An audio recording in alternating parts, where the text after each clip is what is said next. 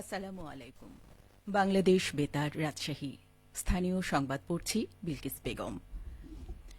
জামায়াতের আমির ডাক্তার শফিকুর রহমান বলেছেন, ধর্ম, বর্ণ, শ্রেণী নির্বিশেষে সকলের সম অধিকার নিশ্চিত করে ঐক্যবদ্ধ বাংলাদেশ গঠন করা তাদের একমাত্র লক্ষ্য।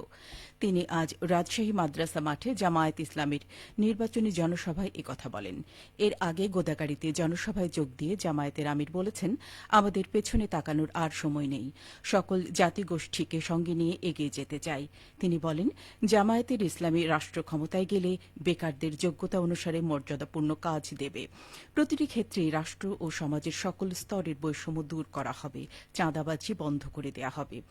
জামায়াত রাষ্ট্র ক্ষমতায় যাওয়ার সুযোগ পেলে নারীর মর্যাদা নিশ্চিত করার ঘোষণা দিয়ে তিনি বলেন, কোনো জালিম বা মা বোনদের দিকে চোখ তুলে তাকানোর সাহস পাবে না।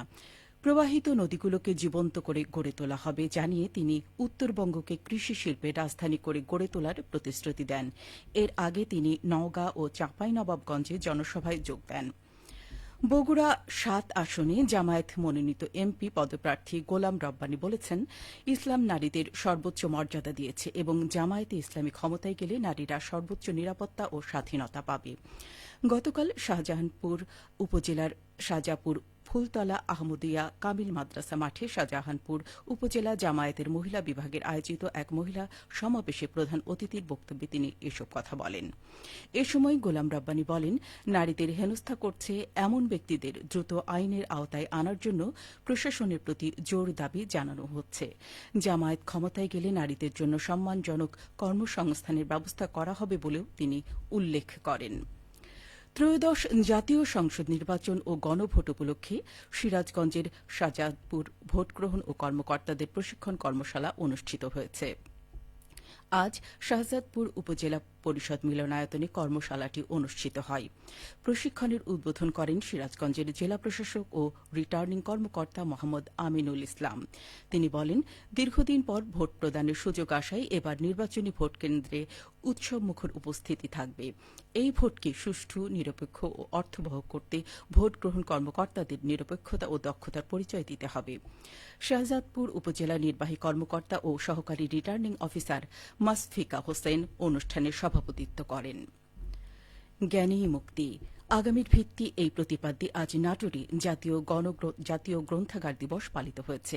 দিবসটি উপলক্ষে জেলা সরকারি গণগ্রন্থাগার মিলনায়তনে আলোচনা সভা ও পুরস্কার বিতরণ অনুষ্ঠান আয়োজন করা হয়। অনুষ্ঠানে বক্তারা বলেন, বই মানুষের পরম বন্ধু, তাই নিয়মিত বই পড়তে হবে। বই আত্মার প্রশান্তি দান করে, মানুষকে সমৃদ্ধ করে, তাই সকল পাবলিক লাইব্রেরিকে সক্রিয় করতে হবে। মানুষের মধ্যে পাঠ্যাভাস গড়ে তুলতে হবে, তবেই মেধাবী জাতি গড়ে উঠবে। অনুষ্ঠানে প্রধান অতিথি হিসেবে উপস্থিত ছিলেন অতিরিক্ত জেলা প্রশাসক শিক্ষা ও আইসিটি জান্নাতারা ফেরদৌস। বিশেষ অতিথি হিসেবে উপস্থিত ছিলেন জেলা শিক্ষা অফিসার মোহাম্মদ রুস্তম আলী হেলালি। অনুষ্ঠানে সভাপতিত্ব করেন জেলা সরকারি গণগ্রন্থাগারের সহকারী লাইব্রেরিয়ান সাজু আহমেদ। রাজশাহী অঞ্চলে আলুর বাম্পার ফলন হয়েছে। কৃষকদের আলু চাষে আগ্রহ বাড়াতে সরকারি সহায়তার উন্নত জাতের বীজ ও সার প্রদান করা হয়েছে। এবার আবহাওয়া অনুকূলে থাকায় উৎপাদন লক্ষ্যমাত্রা ছাড়িয়েছে। হেক্টর প্রতি গড় উৎপাদন ২৫ মেট্রিক টন। কৃষি অফিসের তথ্যমতে চলতি বছর ৩৪,২৮০ হেক্টর জমিতে আলুর আবাদ করা হয়েছে। আবাদের লক্ষ্যমাত্রা ধরা হয়েছে ৯,০৩,০০০ মেট্রিক টন। জলবায়ু পরিবর্তনের সঙ্গে সঙ্গে আলুর নতুন নতুন জাত উদ্ভাবন হয়েছে, যা আলু চাষে খরচ ও সময় কমিয়ে এনেছে।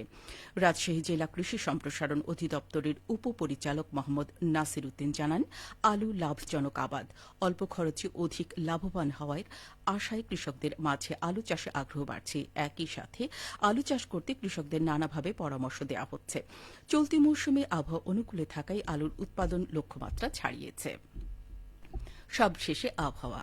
আজ রাজশাহীতে সর্বোচ্চ তাপমাত্রা ছিল ২৭.৮ ডিগ্রি এবং সর্বনিম্ন ১১.৮ ডিগ্রি সেলসিয়াস।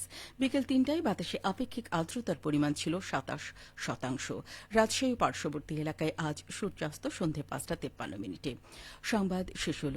আমাদের পরবর্তী স্থানীয় ইংরেজি সংবাদ বিকেল ৫টা ১৫।